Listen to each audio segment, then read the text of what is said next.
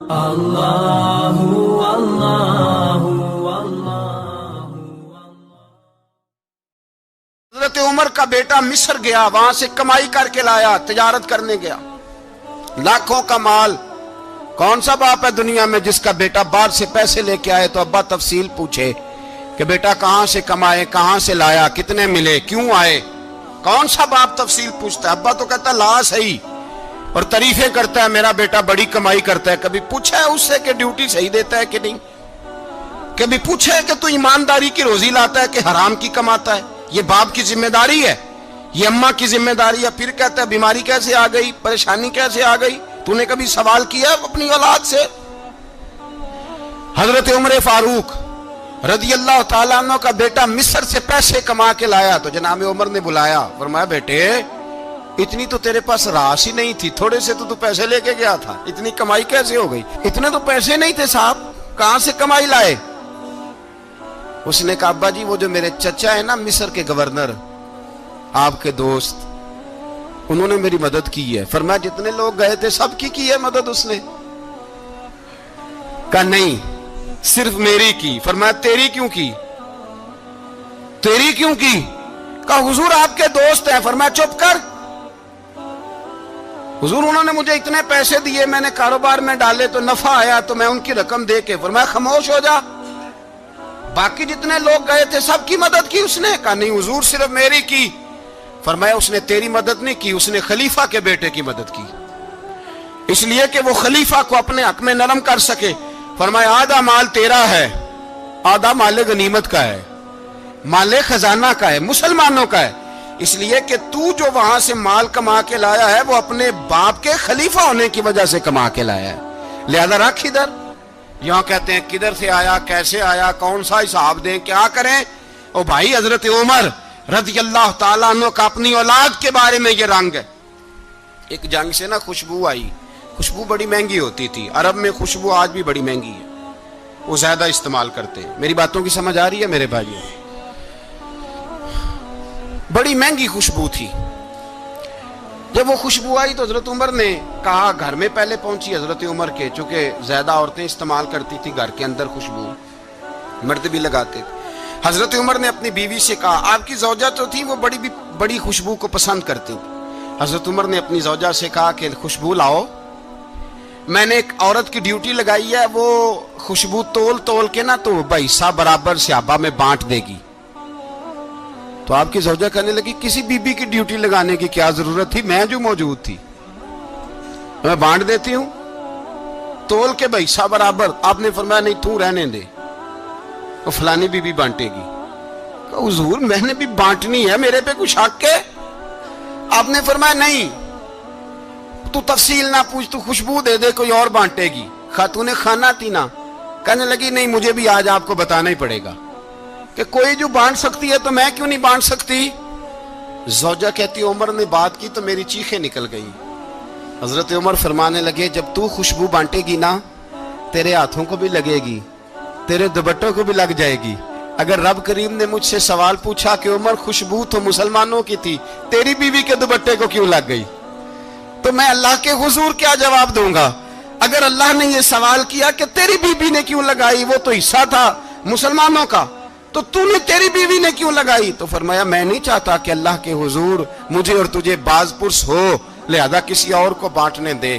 زوجہ روئی اور تڑپ کے کہنے لگی عمر مجھے لگتا ہے صبح قیامت بھی تیری بیوی ہونے کی وجہ سے اللہ مجھے جنت عطا فرما دے گا، تیری زوجہ ہونے کی برکت سے۔ بھائی یہ معیار رکھا، خدا کی قسم ایسا شخص تاریخ میں دوبارہ نہیں آیا۔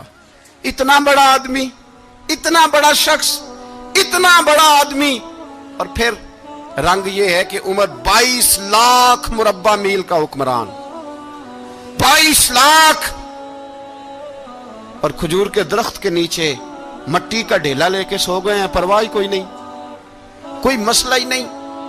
دو غلام ساتھ بیٹھے تو ایک روٹی حضرت عمر نے گھر سے منگوائی، تھوڑا سا سرکہ، تو غلام کہنے لگے ہم نے بھی کھانی ہے۔ فرمایا کوئی حرج نہیں، روٹی کو پیٹ بھر کے کھانا ضروری تو نہیں، 3 حصوں میں بانٹ لیتے۔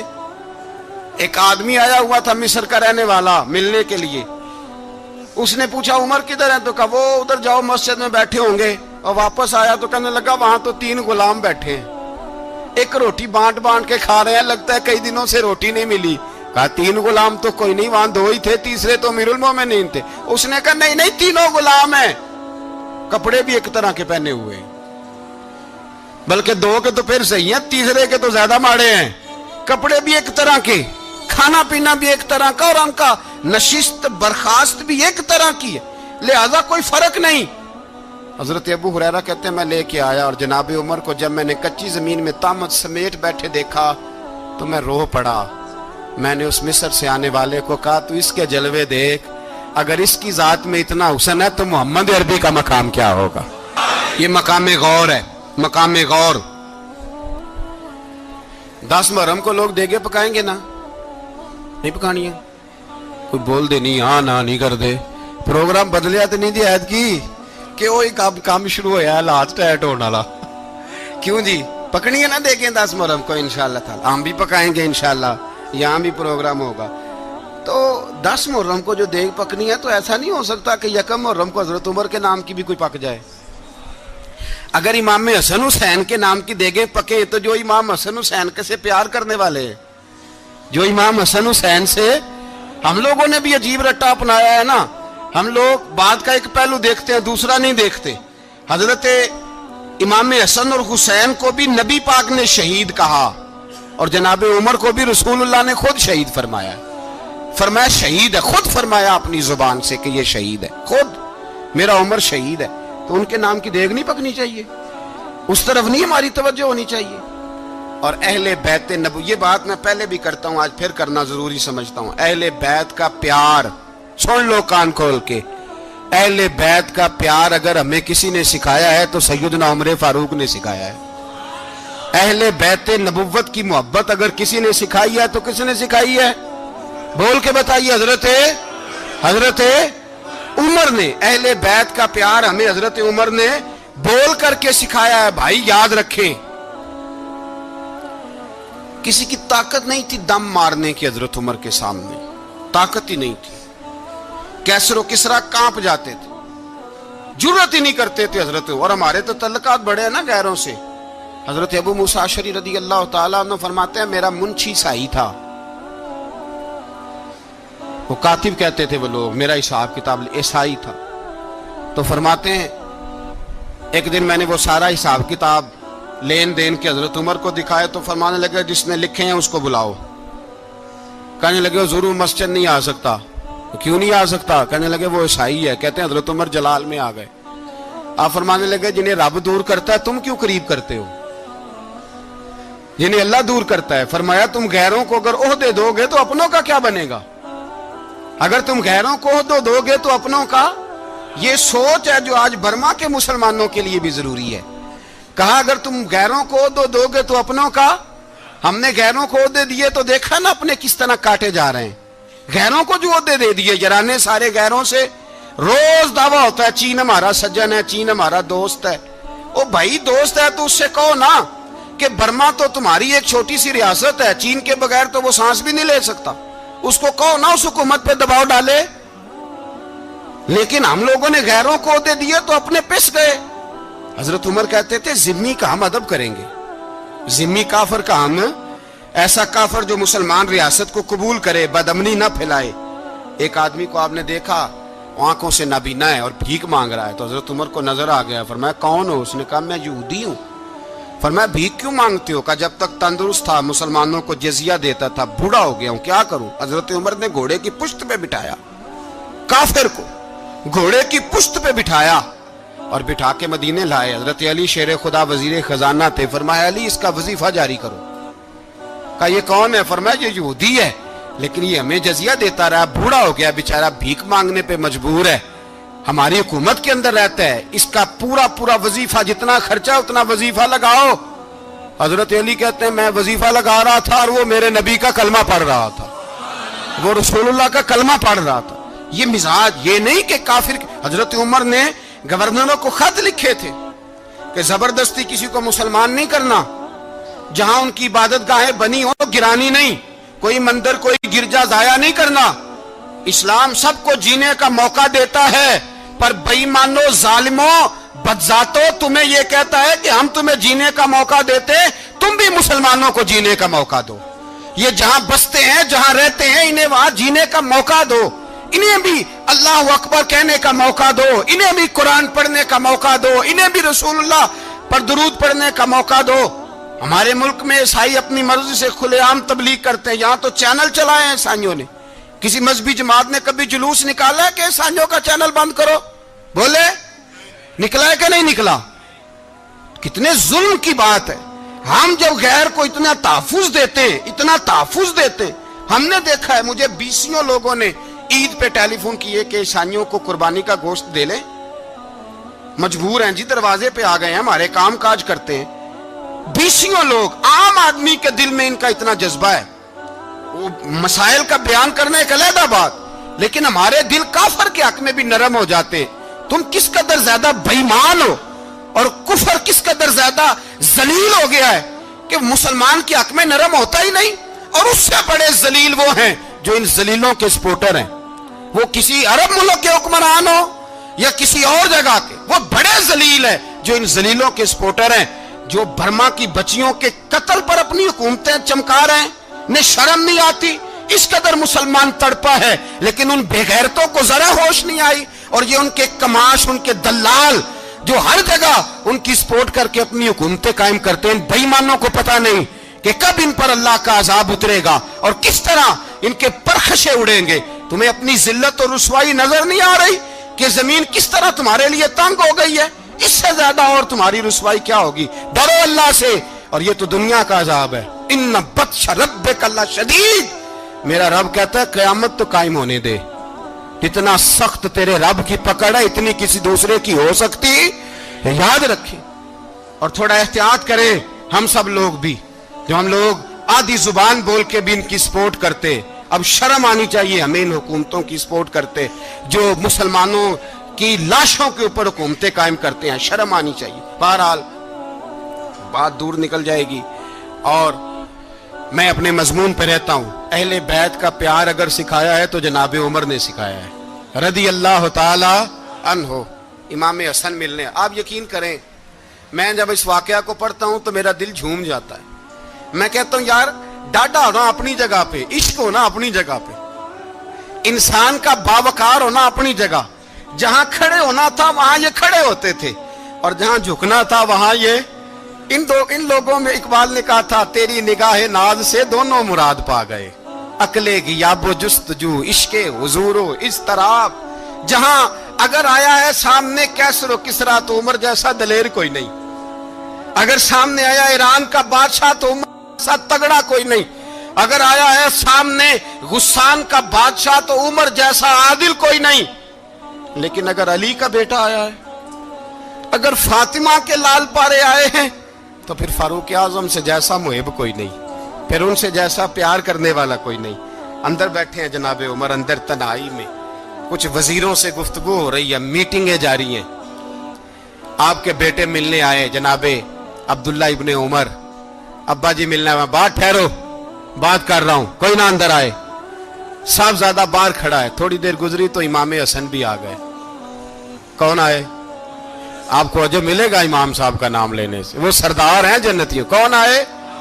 سارے بولیے، امام حسن، تیری نسل پاک میں ہے بچہ بچہ نور کا، تو ہے نے نور تیرا سب گھرانہ۔ امام حسن آئے تو حضرت عبداللہ ابن عمر کو دروازے پہ کھڑے دیکھا، کہا امیر المومنین کہاں ہیں؟ کہنے لگے حضرت عمر کے بیٹے۔ کہنے لگے وہ اندر بیٹھے، کچھ میٹنگ ہو رہی ہے، اور انہوں نے کہا کوئی اندر نہ آئے، لیکن آپ جانا چاہیں تو چلے جائیں، آپ جانا چاہیں تو، تیری نسل پاک میں ہے بچہ بچہ نور، آپ جانا چاہیں تو چلے جائیں۔ تو انہوں نے کہا جب آپ باہر کھڑے ہیں تو مجھے کوئی اتنا ضروری کام نہیں، اور ابھی زور کی نماز تھوڑی دیر میں ہوگی، میں مسجد میں مل لوں گا امیر المومنین سے۔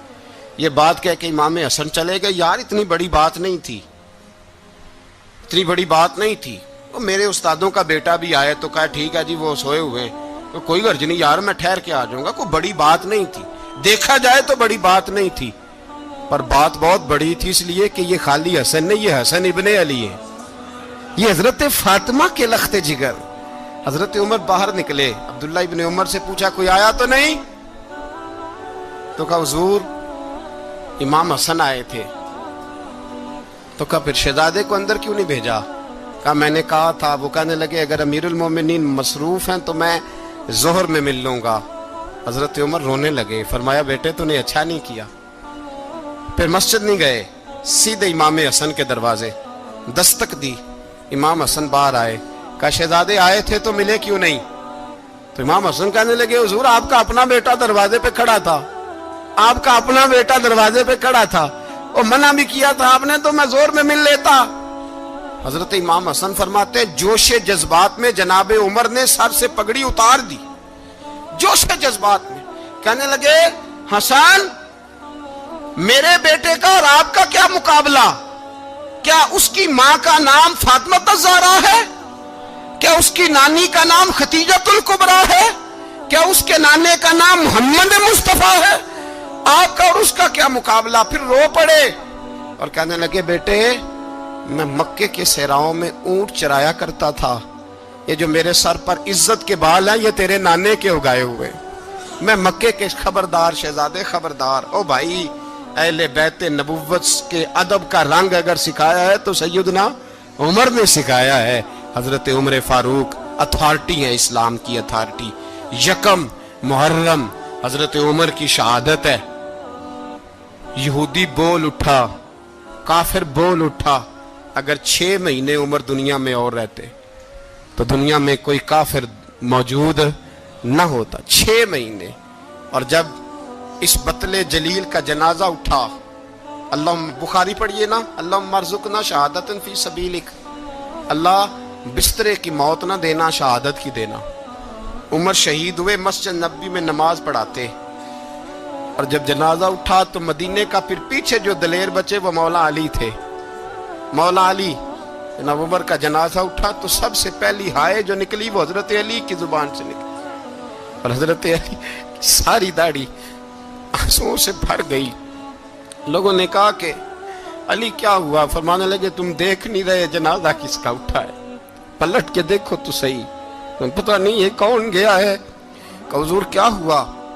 آپ فرمانے لگے عمر اس طرح کے کام کر کے گیا ہے, اب ان کے رستوں پہ کون چلے گا؟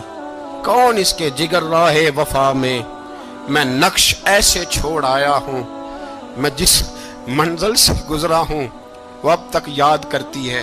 حضرت علی حضرت عمر کے جنازے پہ کھڑے ہو کے کہتے ہیں اللہ مجھے اس طرح کے عمل کرنے کی توفیق دے جس طرح کے عمر کر کے گیا.